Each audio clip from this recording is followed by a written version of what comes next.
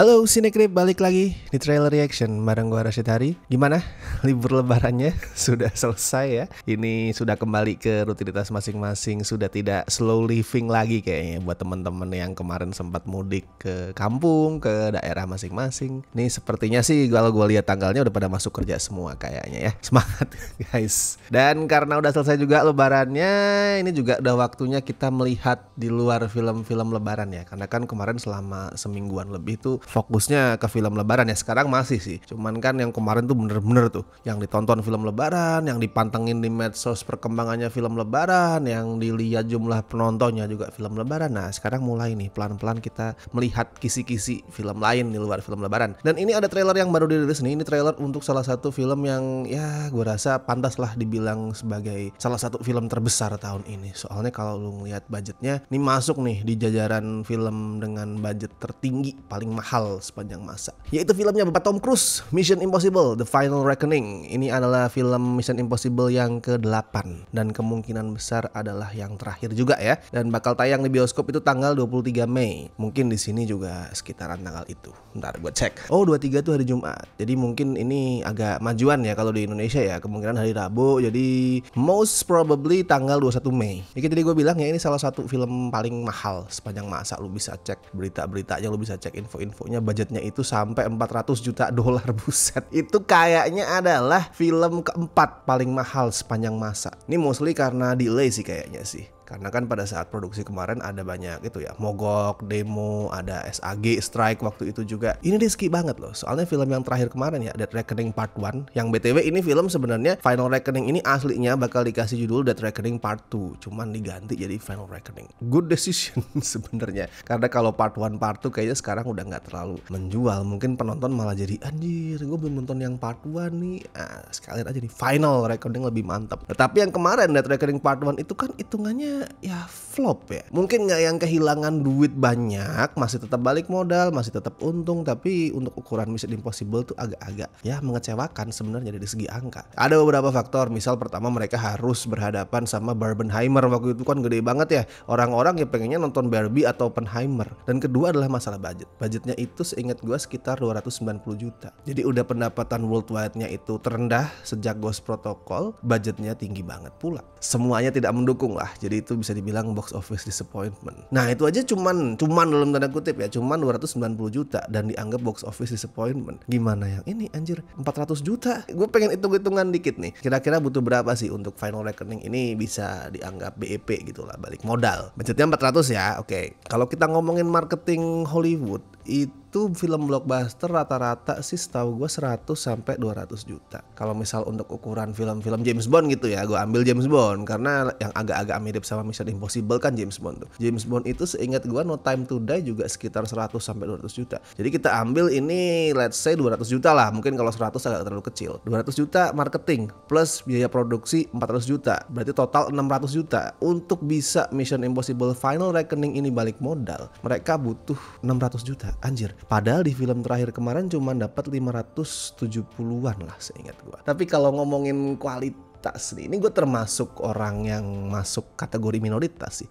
Gue bukan orang yang menyukai Dead Reckoning. Gue tetap enjoy, gue tetap ngerasa itu adalah film yang digarap dengan bagus. Stuntnya Tom Cruise as always gila-gilaan. Tapi gue gak merasa itu sekuat Mission Impossible sebelumnya. Alurnya itu loh, filmnya itu untuk ngasih motivasi emosi ke si Ethan Hunt, ke si Tom Cruise, itu kok kayak harus ngebunuh karakter cewek gitu. Biar si Han ini punya motivasi, harus ada cewek yang ditombalin. I mean ini 2020 sekian gitu coy. Dead Reckoning gue lupa tahun berapa, tapi udah lewat 2020 kan. Orang udah melek sama yang namanya empowerment, sama gimana sih menulis karakter perempuan yang bagus. Lah kok Dead Reckoning ini masih pakai formula lama tuh, trope lama, di mana karakter perempuan daripada sosok yang emang tangguh, yang mampu berdiri sendiri, mereka tuh sebatas dijadiin tumbal buat ngasih motivasi ke karakter cowok. Sama gue ngerasa Dead Reckoning itu dipanjang-panjangin sih. Kerasa banget itu, dipanjang-panjangin biar jadi 2 part. Jadi di antara setelah actionnya yang seru itu ngobrol ngobrol panjang, draggy, dan obrolannya juga bukan obrolan yang ditulis dengan tajam ya. Pilihan katanya, pilihan kalimatnya juga ya so-so banget, generik banget. Actionnya seru, tapi begitu actionnya hilang, anjir draggy banget, kayak berusaha dipanjang-panjangin jadi 2 film. Tapi ya sudah, itu film sebelumnya. Ini kita masuk ke Final Reckoning ya. Gue jujur nggak terlalu ngikutin nih karena gue agak kecewa sama Death Reckoning. Gue nggak terlalu ngikutin Final Reckoning ini. Stun gila macam apa yang dilakuin sama Tom Cruise. Gue biasanya kan ngikutin banget ya, anjir dia nih lompat dari jurang lah apalah. Ini gue nggak ngikutin, gue nggak tahu ini stun macam apa yang dilakuin sama bapak-bapak 62 tahun, gila ya. Oke lah kalau gitu, coba kita cek dulu trailer untuk Mission Impossible The Final Reckoning. This can't all be true. Anjir, baru dibuka sudah dikasih lihat stunnya. Oh, oke. Every word.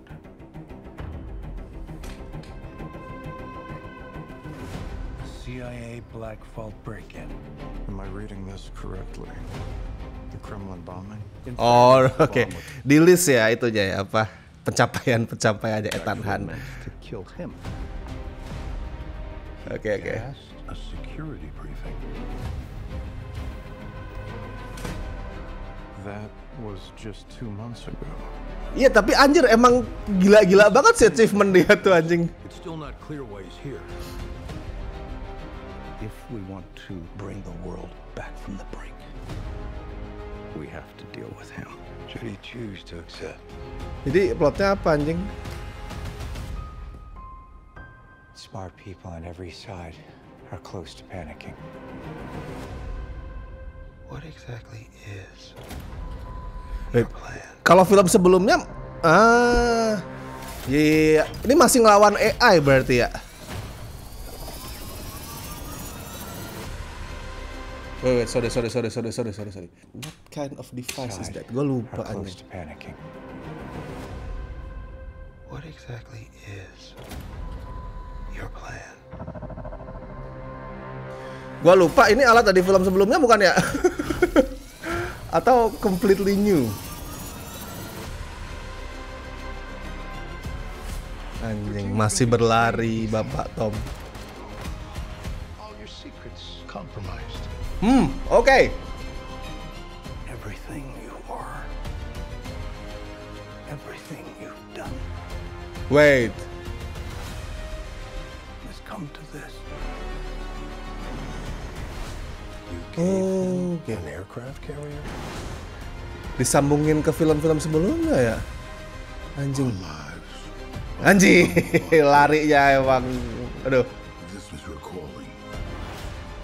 Kelihatan mahal loh, kelihatan mahal banget anjing. Dari shot-shotnya, gila.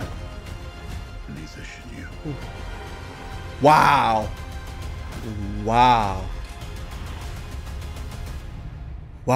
I need you to trust me.